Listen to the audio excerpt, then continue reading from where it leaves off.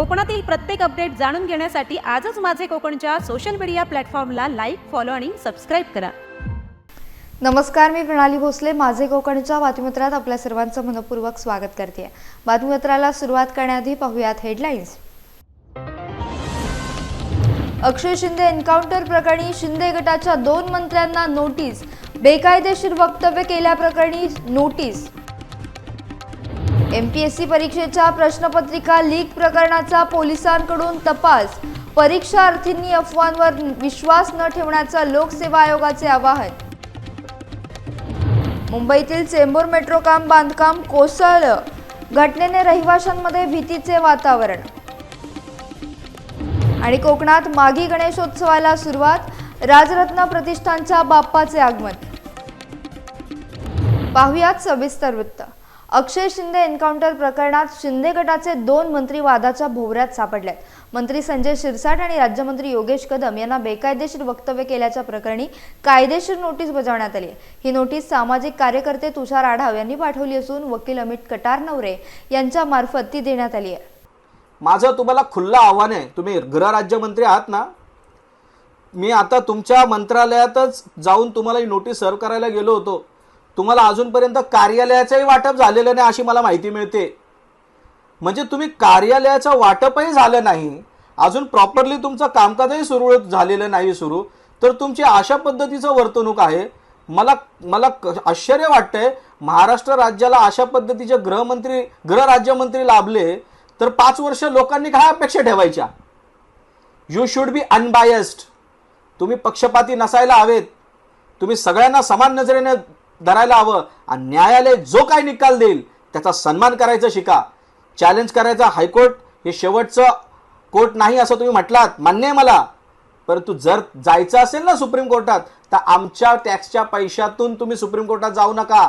असेल ना हिंमत तर स्वतःच्या खिशातले पैसे टाका आणि त्यांना आरोपी जे आहेत ना संजय शिंदे वकील, त्या लोकांना तुम्ही ते पैसे प्रोव्हाइड करा फीससाठी. हे अजिबात महाराष्ट्रात खपून घेतलं जाणार नाही. दुसरा मुद्दा संजय शिरसाटांचा. अक्षय शिंदे नराधम होता. कुठल्या अधिकाराने म्हणताय तुम्ही तो नराधम होता? तुम्ही जज आहे तुम्ही. कोणी अधिकार दिला तुम्हाला? मी संजय शिरसाटांना ओपन आव्हान देतोय. तुम्ही अक्षय शिंदेवरती तुम्ही सगळ्यांनी लावलेले नराधम असल्याचे आरोप कोर्टामध्ये सिद्ध करून दाखवावेत. आणि जर तुम्ही सिद्ध करून दाखवलं तर मी सांगतो, मी माझा वकिली पेशा सोडीन. आणि जर नाही सिद्ध करू शकले तुम्ही, तर तुम्ही राजकारण सोडायचं. या ओपन चॅलेंज. आणि जर याच्या पुढे तुम्ही न्यायालयाची भूमिका बजावायला असणार तर मी तुम्हाला ही नोटीस याच्यासाठीच पाठवलेली आहे का तुम्ही ही गोष्ट सिद्ध करून दाखवा जे बोललात ते. आणि जर सिद्ध करू शकला नाहीत आणि जर 24 तासाच्या आत सत्य काय आहे लोकांसमोर मांडलं नाही तर मात्र कोर्टाच्या कारवाईला सामोरं जायची तुम्ही तयारी ठेवा. महाराष्ट्र लोकसेवा आयोगाच्या एमपीएससी परीक्षेच्या प्रश्नपत्रिका लीक झाल्याचा धक्कादायक दावा एका स्थानिक वृत्तपत्रानं केलाय. पुण्यातील या वृत्तपत्राच्या म्हणण्यानुसार 2 फेब्रुवारी 2025 रोजी होणाऱ्या महाराष्ट्र गट ब अराजपत्रित सेवा संयुक्त पूर्व परीक्षा 2024च्या प्रश्नपत्रिका उमेदवारांना पैसे घेऊन उपलब्ध करून देण्याचा प्रकार उघड झालाय. फोन करून प्रश्नपत्रिका उपलब्ध करून देण्याचे आमिष दाखवत होत्या. त्याबद्दल 40 ते 45 लाख रुपयांची मागणी करण्यात आल्याचा आरोप आहे. दरम्यान या संपूर्ण प्रकरणाची गंभीर दखल घेत एमपीएससी तर्फे पुणे पोलीस आयुक्तांकडे तक्रार दाखल करण्यात आली आहे. सध्या पोलिसांकडून तपास सुरू असून या अफवेच्या मुळाशी जाण्यासाठी विशेष पथक नियुक्त करण्यात आले आहे. 2 फेब्रुवारी 2025ला ही गट ब अराजपत्रित म्हणजे ज्यामध्ये PSI पोलीस उपनिरीक्षक, त्यानंतर सेल टॅक्स इन्स्पेक्टर आणि मंत्रालयीन सहाय्यक असिस्टंट सेक्शन ऑफिसर ही 3 महत्त्वाची परंतु नॉन गॅझेटेड पदं आहेत. आणि या राज्यामध्ये या परीक्षेसाठी आम्ही 869 केंद्रांवर सगळ्या 6 विभागांमध्ये ही परीक्षा घेणार आहोत. आणि या परीक्षेकरिता जवळपास 2,86,000 इतके उमेदवार बसलेले आहेत. तर आमची सर्व व्यवस्था अतिशय चोख आहे. प्रश्नपत्रिका ज्या आहेत त्या देखील अतिशय सुरक्षित आहेत आणि असं कोणतंही प्रश्नपत्रिका ही लीक झालेली नाही आणि कोणीही अशा अमिषाला, म्हणजे हे अमिष आहे थोडक्यात, की तुम्ही आम्हाला इतके पैसे द्या आम्ही तुम्हाला देतो, आणि या पद्धतीचं अमिष उमेदवारांना दिलं जात आहे. त्यांच्याकडून ओरिजिनल डॉक्युमेंट्सची मागणी केली जात आहे. कदाचित ते ओरिजिनल डॉक्युमेंट्स त्यांनी दिले तर त्यामधूनही पुन्हा काहीतरी उमेदवारांना अडचणीत आणण्यासारखी परिस्थिती होऊ शकेल.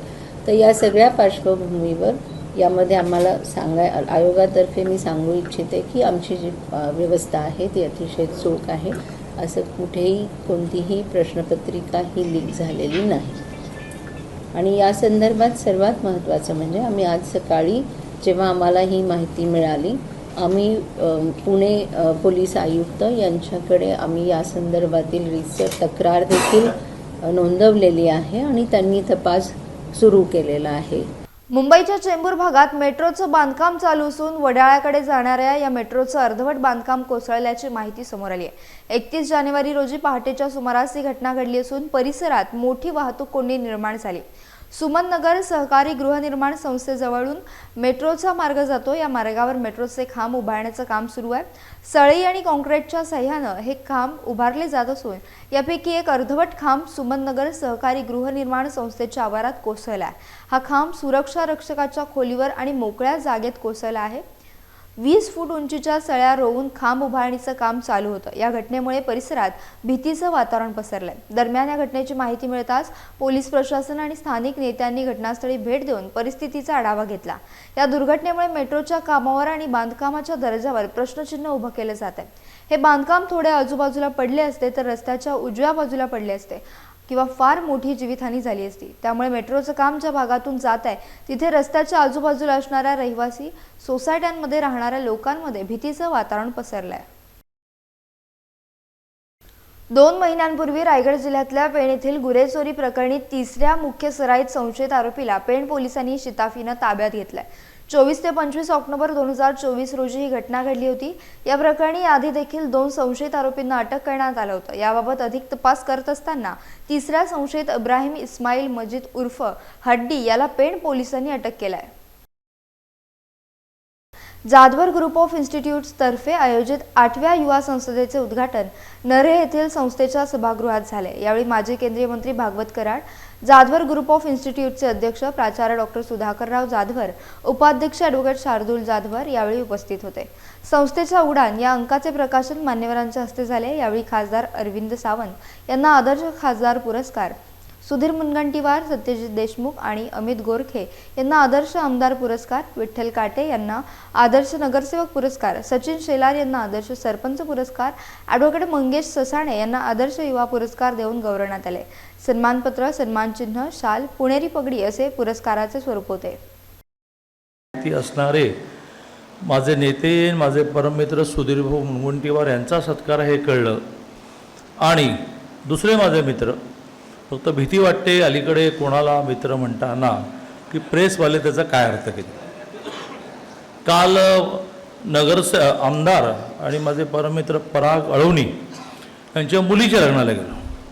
मी गेलो त्याला उद्धवजी शुभेच्छा देऊन खाली उतरत होते आणि मी शुभेच्छा द्यायला वर चढत होतो. समोरासमोर आलो, नमस्कार केला.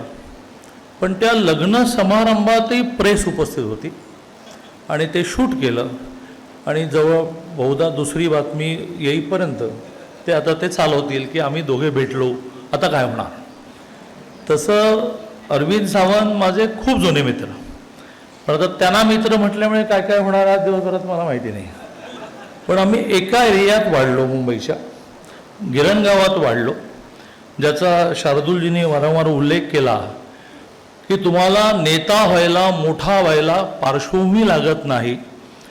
अरविंदजींची पण पार्श्वभूमी गिरण भागातली आणि माझी पार्श्वभूमीसुद्धा गिरण भागातली. अरविंदजी त्या गिरण भागातल्या पार्श्वभूमीतून करता करता करता करता ॲज पर माय नॉलेज 3री टर्म खासदार आणि केंद्रीय मंत्री होते. राजकारणाबद्दल तळागाळामध्ये द्वेष आणि चीड निर्माण झाली आहे, परंतु अशा प्रकारे राजकारणाबद्दल द्वेष का निर्माण झालाय याचाही विचार करणे गरजेचे असल्याचे मत सुधीर मुनगंटीवार यांनी मांडले. ते जाधवर ग्रुप ऑफ इन्स्टिट्यूट्स तर्फे आयोजित 8व्या युवा संसदेच्या उद्घाटन प्रसंगी बोलत होते. की राजकारण म्हणजे निवडणूक, निवडणूक म्हणजे राजकारण, चुकीचा समज आहे. राजकारण हे निवडणूक जिंकण्याचं की राजकारण उत्तम काम करून गोरगरीब कष्टकरी शेतकरी वंचित शोषितांचं मन जिंकण्याचं? राजकारण हे सत्तेचं की राजकारण सेवेचं? राजकारण विकासाचं की राजकारण विनाशाचं? राजकारण समाजामध्ये फूट पाडण्याचं की राजकारण समाजामध्ये प्रेम की गंगा बहाते चलो या भावनेचं? हे मात्र तुम्हाला मला आपापल्या परीने ठरवायचं असतं. जर तुम्ही मनात विचार केला की हो मी राजकारण निवडणुकीचं करणार नाही, पण राजकारण मी समाजाच्या प्रगतीमध्ये मी माझं उत्तम योगदान देण्याचं करेन, असं कोणी सांगितलं की राजकारणाला चांगलं करण्यासाठी फक्त जिंदाबाद मुर्दाबाद केलं पाहिजे? असं नाही आहे. अरे तुम्ही एखादी चांगली गोष्ट अनुभव ज्ञानाच्या आधारावर संबंधित मंत्र्यांपर्यंत, आमदारांपर्यंत, खासदारांपर्यंत, पंतप्रधानापर्यंत पोहोचवू शकता की माझा अनुभव हा आहे. जाधवर ग्रुप ऑफ इन्स्टिट्यूट्स तर्फे आयोजित 8व्या युवा संसदेच्या उद्घाटन प्रसंगी उद्धव बाळासाहेब ठाकरे, शिवसेना खासदार अरविंद सावंत उपस्थित होते. यावेळी शिवसेना प्रमुख बाळासाहेब ठाकरे यांनी जात, धर्म, पंथ विसरून समाजासाठी एकत्र यावं असं आवाहन केलं होतं. परंतु आज छत्रपती शिवाजी महाराजांच्या महाराष्ट्रामध्ये जात आणि धर्मावरून वाद निर्माण होत आहेत. ही भांडणं लावणारे लोक मात्र सत्तेचा आनंद घेत असल्याची प्रतिक्रिया त्यांनी दिली. त्यांनी विरोध केला की तुम्ही ही जातीपातीच्या भिंती अधिक दृढ करत जाणार. आज दृढ झालेत की नाही जातीपातीच्या भिंती? आज महाराष्ट्र कोणच भांडतोय? कोण पाहिलं तुम्ही महाराष्ट्रात कोण भांडतोय? शसाने म्हणाले मी ओबीसीसाठी भांडतोय, कोण म्हणतोय मी मराठ्यांसाठी भांडतोय, जरांग्यांना हे आव्हान देत आहेत, जरांगे ह्यांना आव्हान देत आहेत, धनगर आणखीन वेगळा लढतोय. हे राजकारण करताना हा विचार करा. त्यातलं समाजकारण घालवून गेलं. वंदनीय शिवसेना प्रमुख 80% समाजकारण, 20% राजकारण, निवडणुकीपुरती राजकारण. पण निवडणूक संपली की समाजकारण करा हे सांगणारे शिवसेना प्रमुख नव्या पिढीला माहिती नाही आहेत. कारण आमची नवी पिढी तेव्हा संघर्षाच्या काळात जन्माला जरी आली नाही तर ती अभ्यास नाही करते मागचा. आणि म्हणून ती आत्ता समोर काय दिसतंय, प्रवाहपतीत होऊ नका बरं. कधी प्रवाहाच्या विरुद्ध पोहण्याचं धाडस असेल ना तो पुढे जाईल. आम्हाला या लोक प्रलोभन येत असतात. आम्ही कुठे गेलो? एका देवा भजारे केशवा, जगेंत भगव्याबरोबर आणि बरेंत भगव्यासाठीच या उमेदीने उभं राहिलं पाहिजे. राजापूर आणि लांजा या दोन्ही शहरांसाठी आमदार किरण सामंत यांनी प्रत्येकी 250 कोटींचा स्मार्ट सिटीचा प्रस्ताव तयार केला आहे. या प्रस्तावाअंतर्गत अन्य सुविधांसोबतच केवळ मुख्यच नव्हे तर शहरातील जोड रस्तेही काँक्रीटचे होणार आहेत. तालुक्यातील अनेक प्रश्नांवर आमदार किरण सामंत यांनी पूर्ण लक्ष केंद्रित केले. पायाभूत विकासावर त्यांनी अधिक प्रमाणात भर दिलाय. दरवर्षी अतिवृष्टीमध्ये डांबरी रस्ते वाहून जात असल्यानं रत्नागिरी शहराच्या धर्तीवर हे रस्ते काँक्रीटचे व्हावे यासाठी त्यांचा आग्रह आहे. या कामासाठी लागणारा निधीची तरतूद शासनाकडून करून घेण्यासाठी आपण बांधील असल्याचं किरण सामंत यांनी स्पष्ट केलंय. श्री विठ्ठल रुक्मिणी मातेचा विवाह सोहळा माघ शुद्ध 1 ते 5 या कालावधीत संपन्न होत असून मुख्य दिवस वसंत पंचमी म्हणजे दिनांक 2 फेब्रुवारी रोजी आहे. त्यानिमित्ताने श्री विठ्ठल सभामंडप येथे दुपारी 4 ते सायंकाळी 6 या वेळेत श्री रुक्मिणी स्वयंवर कथेचे आयोजन करण्यात आले असून त्याचे निरूपण श्री क्षेत्र पंढरपूर येथील प्रख्यात श्रीमद भागवताचार्य साध्वी अनुराधा दिदी राजेंद्र शेटे यांचे सुमधुर आणि रसाळ वाणीने करण्यात आले आहे. श्री रुक्मिणी स्वयंवर कथा ही 30 जानेवारी ते 1 फेब्रुवारी या दरम्यान दुपारी 4 ते 6 या वेळेत आयोजित करण्यात आली आहे. या सोहळ्याची जय्यत तयारी मंदिर समितीने केली असून परंपरेनुसार वसंत पंचमीच्या दिवशी सकाळी 10 ते 12 या वेळेत श्री विठ्ठल रुक्मिणी मातेचा विवाह सोहळा संपन्न होत आहे. त्या दिवशी येणाऱ्या भाविकांना अन्नछत्रात विशेष भोजनाची व्यवस्था, मंदिर समितीचे संकेतस्थळ, फेसबुक, यूट्यूबवरून थेट प्रक्षेपण, मंदिर परिसरात LED स्क्रीन, स्वच्छता मंडप, मंदिर परिसरात आकर्षक फुलांची सजावट, सुरक्षा रक्षक नियुक्ती तसेच विद्युत रोषणाई करण्यात आली. विवाह सोहळा संपन्न झाल्यानंतर दुपारी प्रदक्षिणा मार्गावर शोभायात्रा काढण्यात येणार आहे. हिंदू कालगणनेप्रमाणे माघ महिना सुरू झाला आहे. माघ महिना हा अनेक वेगवेगळ्या धार्मिक कार्यांसाठी ओळखला जातो. त्याचप्रमाणे या माघ महिन्यात गणेश जयंती येत असल्यानं अनेक ठिकाणी माघी गणेशोत्सवाला प्रारंभ झालाय. यंदा 1 फेब्रुवारीला माघ शुक्ल चतुर्थी येत आहे. माघ शुक्ल चतुर्थीला आपण गणेश जयंती साजरी करतो. त्यामुळे आजपासून माघी गणेशोत्सवाला प्रारंभ झाला आहे. कोकणात माघी गणेशोत्सवाला सुरुवात झाली आहे. ठिकठिकाणी गणेश मंडळांच्या माध्यमातून आकर्षक गणेश मूर्ती वाजत गाजत आणल्या जात आहेत. रत्नागिरी येथील राजरत्न प्रतिष्ठानच्या माध्यमातून माघी गणेशोत्सवाची सुबक आणि देखणी गणेश मूर्ती वाजत गाजत आणण्यात आली आहे.